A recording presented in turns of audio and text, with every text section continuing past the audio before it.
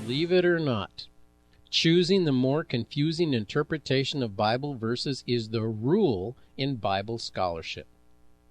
Some time ago, in the Biblical Archaeology Review of September and October 2006, conservative Bible scholar Samuel Ahituv, professor of Bible and Ancient Near Eastern Studies at Ben-Gurion University of the Negev at Beersheba in Israel, he wrote an article in an effort to refute the works of another scholar who was producing some rather controversial works.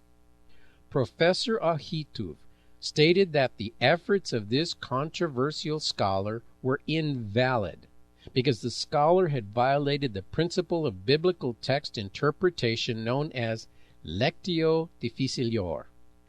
This rule of Bible interpretation says that when encountering a text which could be read in different ways, quote, the difficult reading is the preferred one.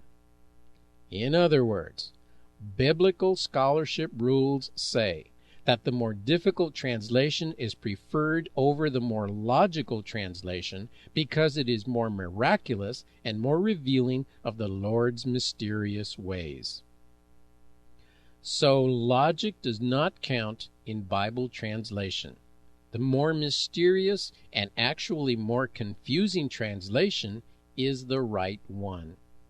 So ultimately, Bible scholars and theologians want teenagers, and everyone else for that matter, to become passionate in beliefs that are deliberately chosen because they are confusing and difficult.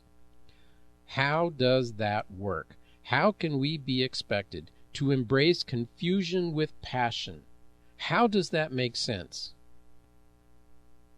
So, why then did God give us a brain if we are not supposed to use it? And why were we given emotions and bodies by God if we are supposed to deny them? It makes no sense, but that is the religion and faith that we are supposed to passionately embrace. According to the Bible and Christian teachings, God is the one who gave you your bodies and your mind. But then he turns around and says you shouldn't give in to what your bodies want to do. Yes, your bodies want to have intercourse. God programmed it that way, and he even made it pleasurable. But pleasure is not the point. Reproduction is. How does that make sense? Allow me to describe a simple scenario for Christians. There are two divine beings in front of you. Both have long white hair and long white beards. They are wearing long white flowing robes and stand in brilliantly shining, billowing white clouds. They are identical to each other. However, one is the devil and one is God. How will you know which one is which? Now here's a clue. One of the divine beings steps forward and says in a very stern voice, "Thou shalt obey my commands. Thou shalt not question my words. Thou shalt praise me every seventh day. Thou shalt not use my name in curses, but you will sacrifice and deny in my name. Thou shalt not give in to the urges in your body. Thou shalt do as I command, then I shall reward you forever and ever in your passing." That is what the first divine being says. The second divine being remains silent. My question is, which one is God? I shall argue that it is the second divine being. Why? Because he says nothing. He stands in silence because he knows that he is the one who gave human beings a brain to think with. They should be able to figure this one out. Why would he give you a brain and then tell you to deny it? God would say, if you believe that, go with the other guy. I wasted a brain. But if you believe that God created your body, then he also gave you a heart to feel with, a body to live with, and a divine spirit that can reach for the sky. And this divine being would never deny the gifts given to humankind. That is my answer. The divine being who says nothing and just watches what you do with the gifts that you were given, that one is the true divine being. The other one is an impostor. These are the rantings and ravings of a madman. Teenagers and seniors and everyone in between, you were never created or born to deny the mind, the body, the spirit, and the passion that is yours. You are here on earth. You have a life that is supposed to be lived, not denied. You have the gift of life, and you must pursue it to its fullness. The trick is to do it without hurting anyone.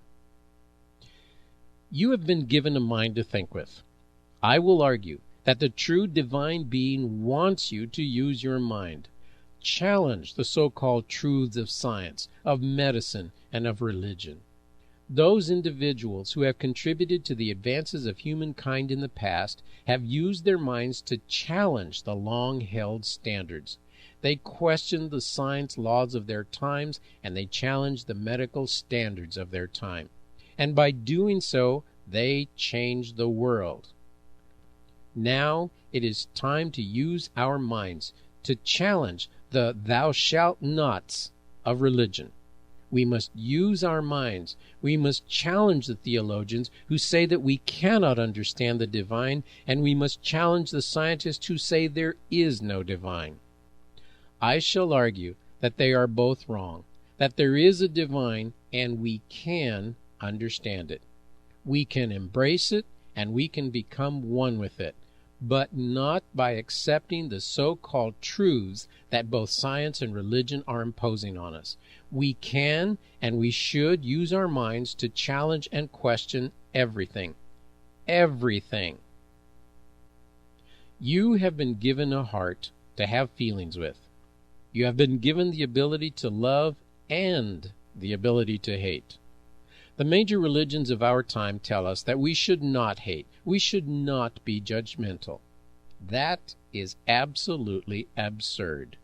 How can you not hate anyone who wants to hurt your loved ones? How can you not hate murderers, rapists, child molesters, and child killers? According to the Bible, humans were made in the image of God, and God hates. Boy, does he hate. A couple of quick examples. In the book of Deuteronomy, chapter 16, verse 22, it says, "Neither shalt thou set thee up any image which the Lord thy God hateth." In the book of Amos, chapter 5, verse 15, God says, "Hate the evil and love the good, and establish judgment in the gate." So God not only hates, he tells Amos to establish judgment. Still, in the book of Amos 5:21 and 6:8, and in the book of Isaiah 61:8, and in the book of Zechariah 8:17, and even in the book of Psalms 11:5, God clearly says again and again that he hates. We are created in the image of God, and if he has hate within him, is it any surprise that we human beings have hate in our hearts? Hating evil is not a bad thing. Embracing it is. And I shall argue that to love him who hates is not what we should be teaching our children. And I shall not leave the figure of Jesus out of this observation. In the book of Luke, chapter 14, verse 26, Jesus says, "If any man come to me, and hate not his father, and mother, and wife, and children, and brethren, and sisters, yea, and his own life also, he cannot be my disciple." Jesus, who is the Son of God, who is both human and divine, tells you you must hate your father, your mother, your wife, your children, your brothers, your sisters, and even your very own life. Please, please tell me, how can we expect our young people to be passionate about this very Christian doctrine? Hate the ones you love, but love your enemies? These are the ways of the cosmic Father and his cosmic Son. These are the ways that betray the gift of the mind and the heart. These are not the ways of the young people of tomorrow. They should not be. The mind, the heart and the spirit can lead us to our rightful place in the stars, but not if we deny their power and their divine origin.